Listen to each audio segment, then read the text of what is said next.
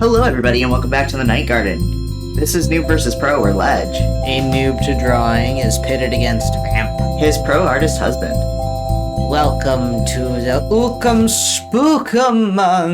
It's spooky. Ooh. Today, we wanted to celebrate spooky season. We're gonna kind of do combative artistry here, where I produced for you 4 images that I thought were super cute and adorable, that I tasked you with creating something scary. And I grabbed 4 scary things that I was like, you gotta make these cute. Yes, so we are going from cute to scary to cute. Yep. We're gonna start with mine today. Yes, we are. 3, 2, 1. So yeah, I started by putting the references up in the corner, and I actually kept my ideation stage in this time because I landed on something that I wanted to do pretty quickly. One of the scariest things on this list is actually butterflies, and you would never know looking at them, but like they actually have, like if you look at close-ups of butterflies, they have bodies that are structured similarly to a wasp. So I came up with this idea of taking the fawn and using a lot of the deer pieces to make it look more insectoid. And at first you can see here, like I went really fat, like the plovers, but I didn't quite like how that looked. And my thought for the babies here is that they looked like standard like cabbage butterflies. So they like buried into the fluff. And I didn't quite like how that looked. So I was like, all right, I need to try and make this like maybe a little bit more angular, less friend-shaped.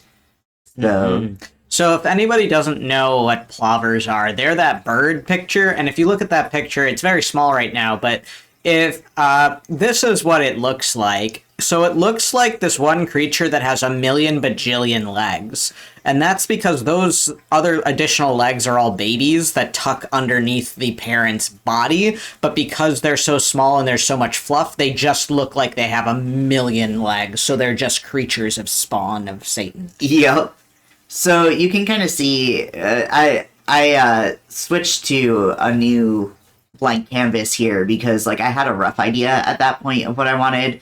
I just wanted to make it a little bit more triangular. So here I am actually going more triangular with my shapes. And it definitely helped to make it scarier. I gave it a beak at the end of its mouth, and creepy. Instead of going for like a illustration with this, I went more the concept art route. So like okay, I do an illustration and then I have call outs to show the eyes and the beak a little bit better.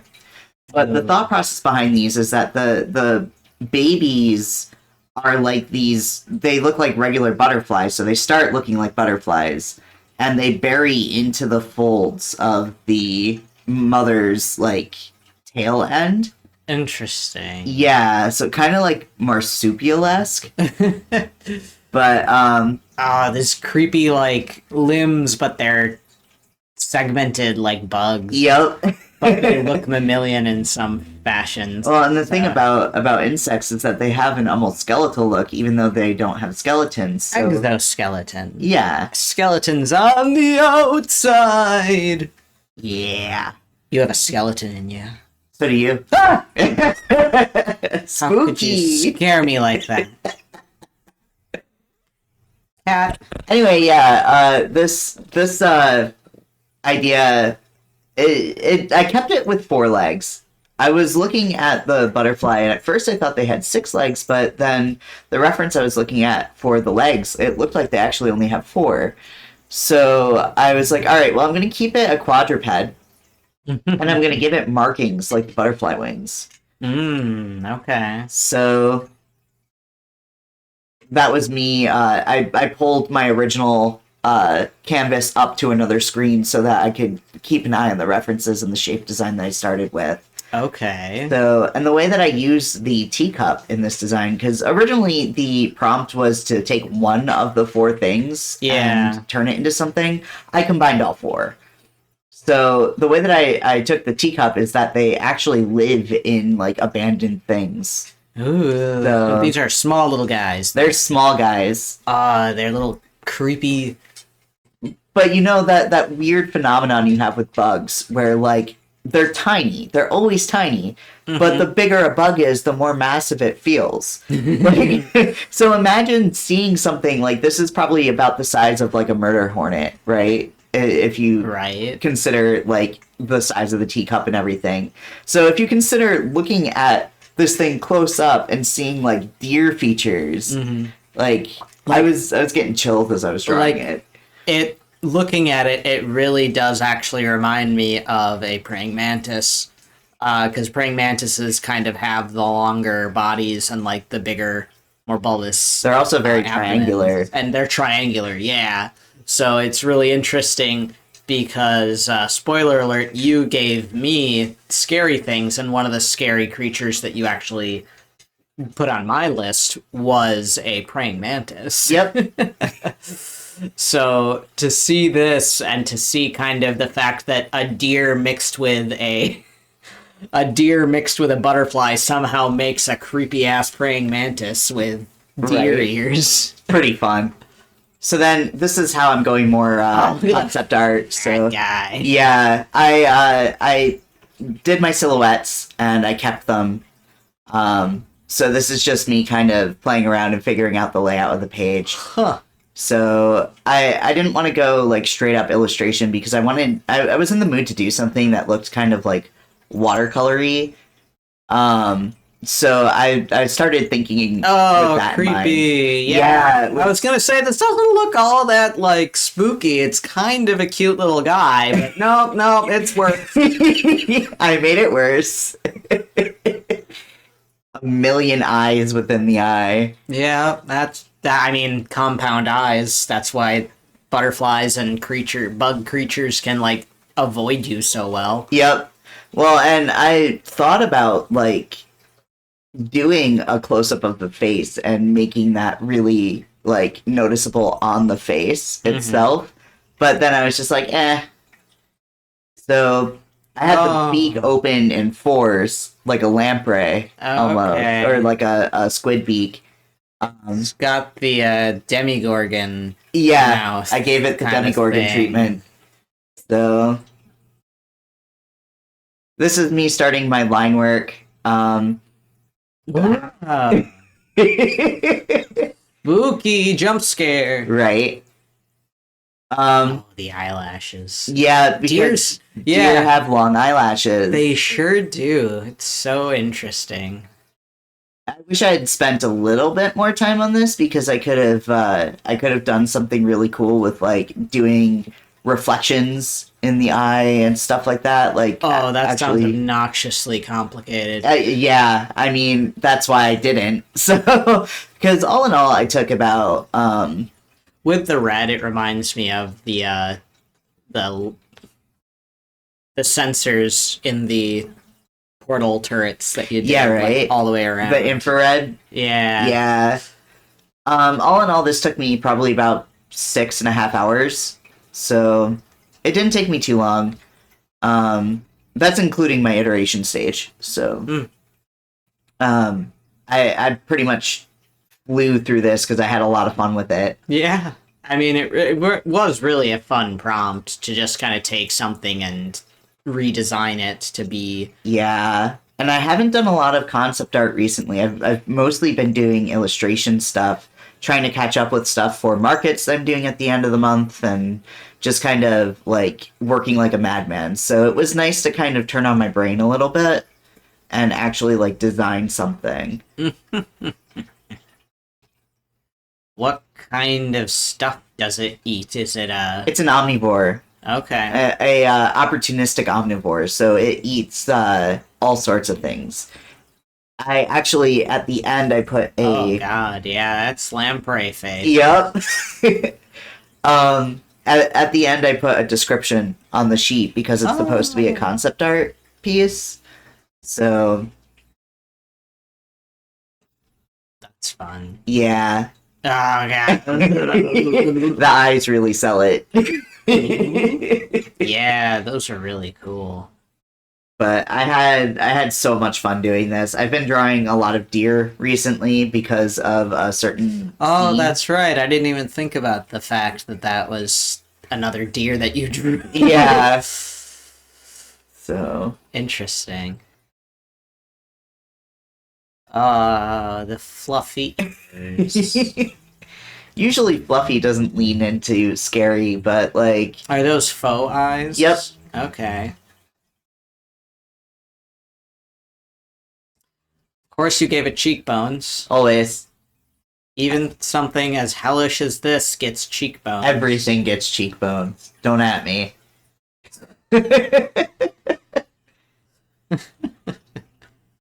Oh god.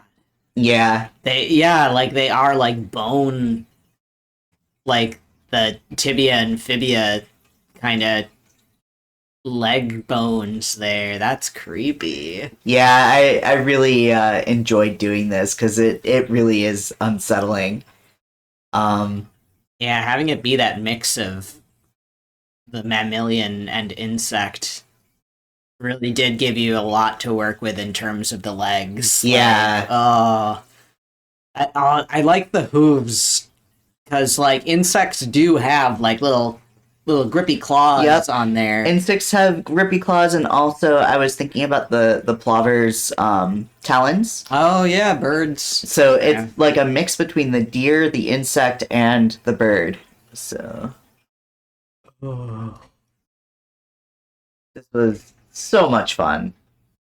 Now this aspect of the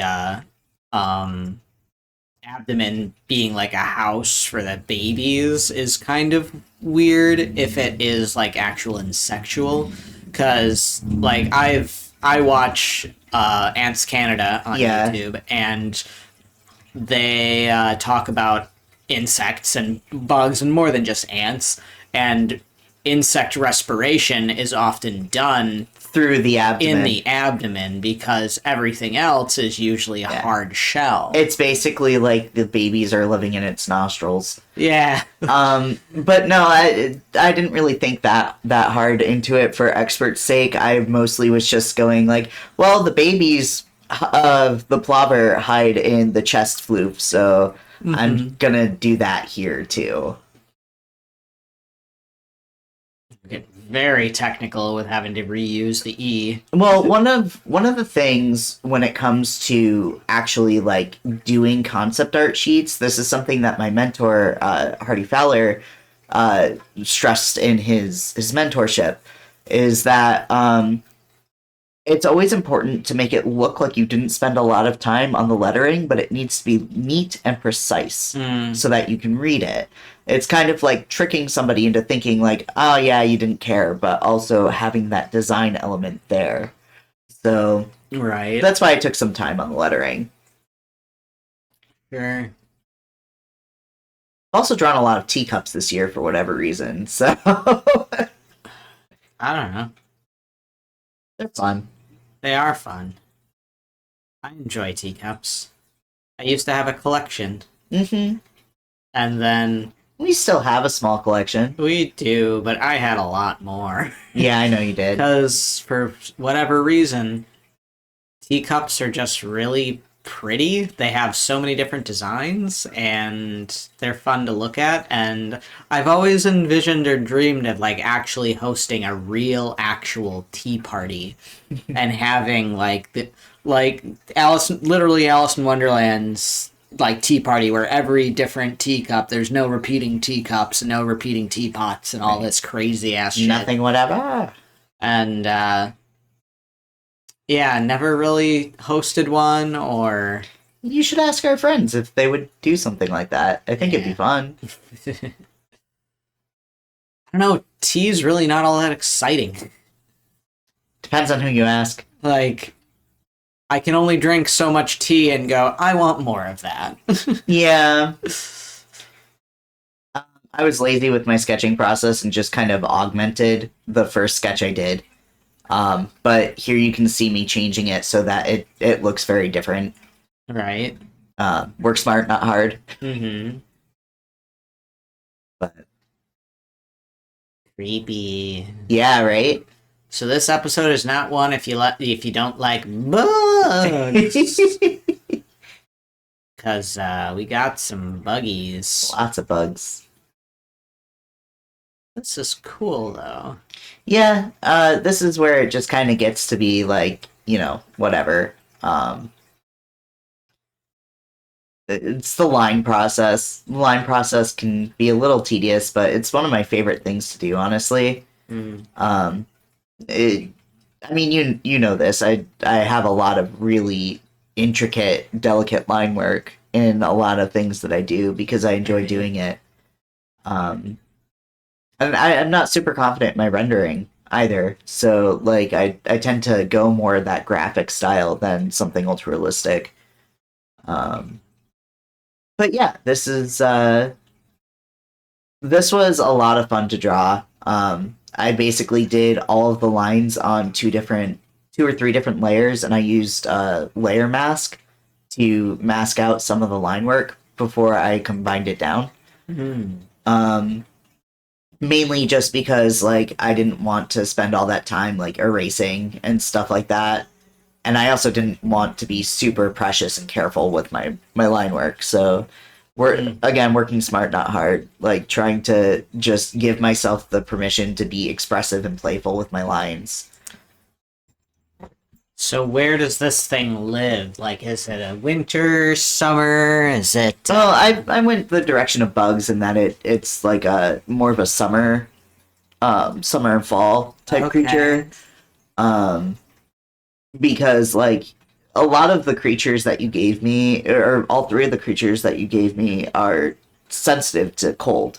So deer really aren't, but like think of Bambi, you know. Oh yeah, here I started coloring. I started with really bright colors and then dialed them back because I wanted to do something watercolor oriented. So like I've really been in the mood to like paint lately, and I haven't given myself time to paint traditionally. Aside from that one tarot card that I did. Right. But like whoa. Yeah, I was going off the colors of the butterfly that you gave me. Ah, So- I wasn't even like implying yes, this particular butterfly. Just matter of a butterfly. The Right. concept of butterfly. Wah! I'm just checking the holes in my Yeah. color.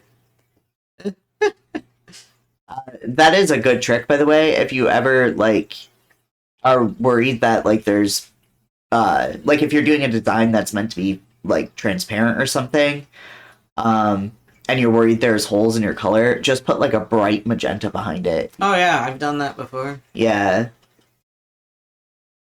Yeah, you must be like, I'm lazy. I'm not feeling too precious because you're using the fill tool. Yeah, I really was. I've been working like a madman the last couple of weeks, and I'm starting to burn out a little bit. So by the time that I got to this, I was like, okay, I'm not going to I'm going to give my effort to it, but I'm not going to be precious the way I typically am because I don't want to like spend forever Ooh. working on this. Interesting in terms of the gradiated abdomen. Right? I was thinking about like I've been really interested in like shifting chameleon mica. So like things that like shift when you're looking at them in different lights or when something's curved. So that's kind of what gave me that idea. This is a really pretty teal. Yeah, like a really bright teal. Kind of more of like an emerald green. No, it's not quite emerald. Emerald is like deeper. Yeah, it's like a tint of emerald green.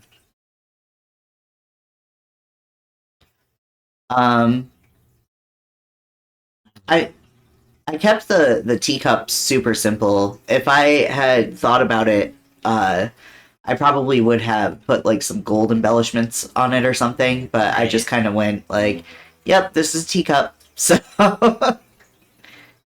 Yeah, it is very, very popping in terms of the colors there. yeah, but I changed it. Like at first I started putting this super bright like background, and then I was like, I don't like this. I'm gonna go for this watercolor kind of look to it. Mm-hmm.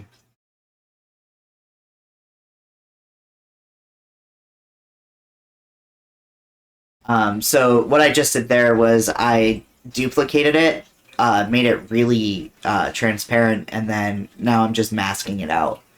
So I'm doing my shadows in the same color instead of doing it a blue or a yeah. So this is something that you tend to see with actual watercolor. People will sometimes glaze the same color over to get the darker color as opposed to a blue or a purple.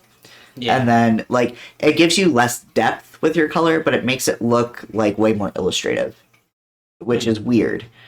Because the idea of adding blue to your shadows or, you know, a color to your shadows comes from observing in real life. Usually your blue is in your shadows if you're outside because the light bouncing off of things is blue. Yeah. So I specifically went more illustrative with this as opposed to more realistic based. And like I'm just using my lasso fill tool and kind of playing around until I get a balance that I enjoy. So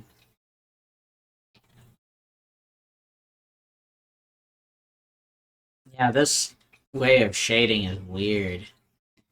it's not something I do often. I do like the result of it. It feels almost like children's picture book esque. Yeah, it definitely has more of Now I'm doing a blue shadow here. yeah. So at my darkest points.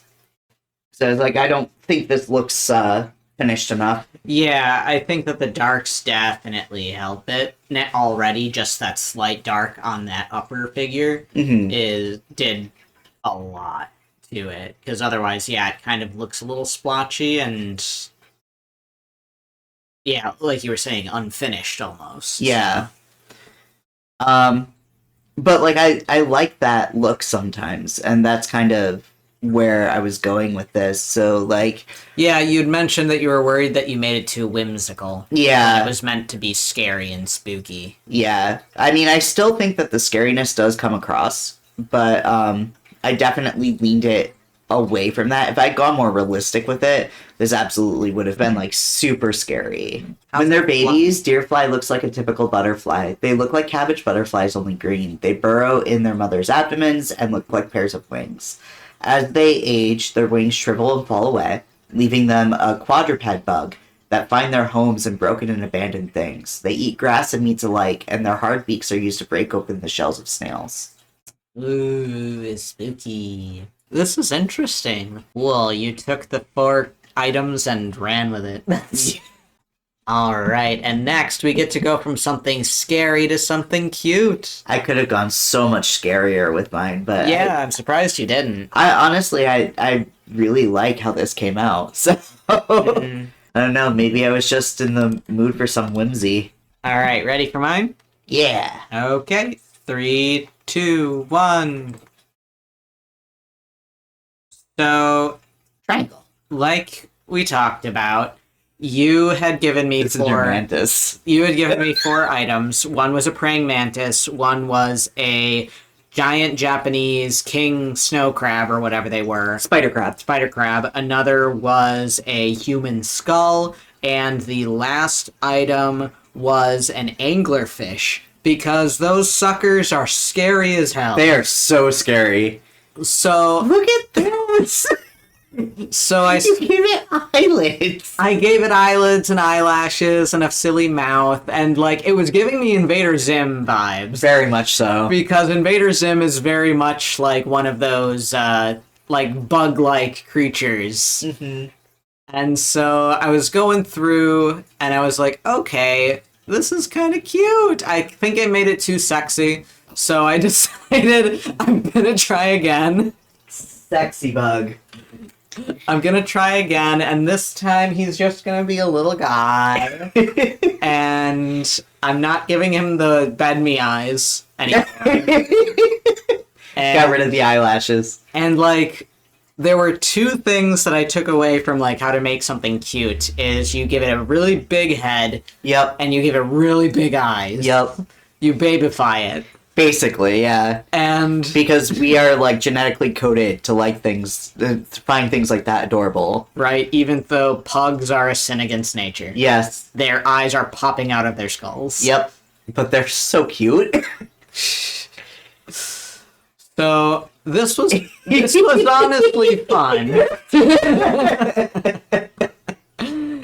Oh no. He's like, I'm gonna say now, I didn't realize that my stabilization was at basically 0 until the very end of all of my drawing. Okay. And so all of my lines are very squiggly and awful.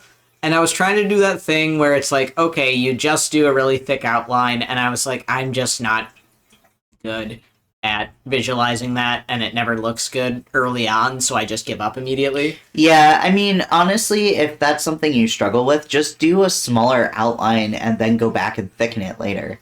Yeah, that's honestly what I should do, and I don't do.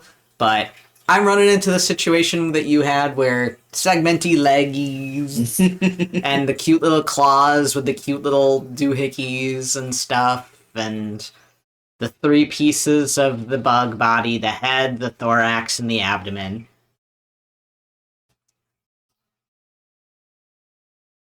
So, Did you have any, like, ideas aside from, like, just going, okay, I'm gonna do this just cutified?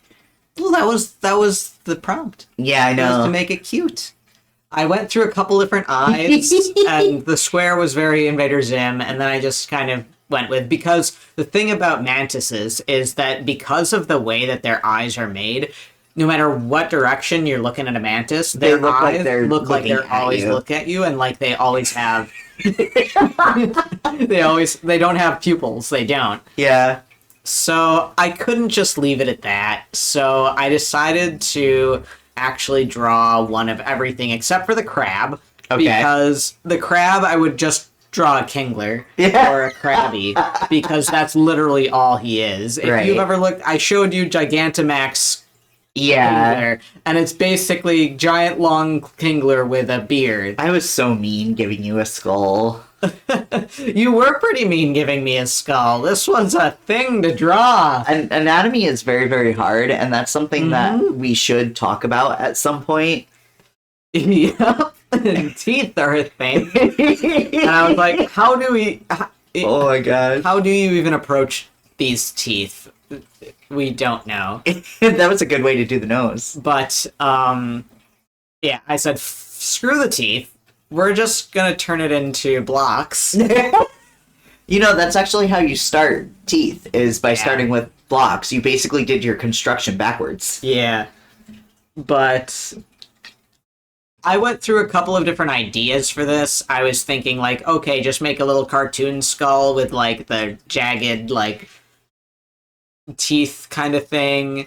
But then I was like, no, I'm actually gonna try to make it an actual skull-looking ass thing. So, Were you mad because, like, I gave you a hard challenge? no, I could have just said, okay, I'm done. Look at my little bug guy. Right? Like, I really could have done that. And you were doing this thing where you were combining. I got so confused here. I'm like, flip. Okay, flip. It didn't flip. Where is the thing to make it do the flip? I found flip. Okay, flip. No! It flipped the whole canvas instead of the thing. So I'm like, all right, fine. I'm just gonna redraw it and just be angry because I'm not gonna be able to get that shape again. That was Fine. pretty good. Yeah, I was just so annoyed. And I was like, all right, there were other lines and things that were on the skull that I like tried to draw in, and I was like, that makes it scarier. Mhm. Keeping it more simple makes it less scary. That's the idea behind cartooning, is not only is it better for animation, but it's like, if you have less lines, there's more areas for your eye to rest, and it generally feels less scary because there's not a lot to look at. And now, how do you make something like a skull less scary? You give it a big, heckin' cute bow on it, right? I was expecting you to do something like Sanrio-esque, like What's Sanrio? Hello Kitty. Oh, how would I do a skull as Hello Kitty? There's literally a character that has like a skull motif with. I don't watch Hello Kitty, so I have no idea. And then, oh look, there's the whole family here. So how do you make a skull less scary? Give it the Mickey Mouse ears. Oh my god! Hooray! And how else do you think you would make him less Are scary? you giving him Kanye glasses? No, I was originally thinking that, but you give him the you give him the Groucho gag Marx. you give him the gag glasses. Yep, the Groucho Marx glasses. Oh my god! I will say the last one is Silk Song inspired. So, Is it? yeah. I mean, that is a really cute art style. So Yeah. The last skull that I do, because I do 4 skulls, okay. and yeah, the last one is very much. Why'd you do 4 of them?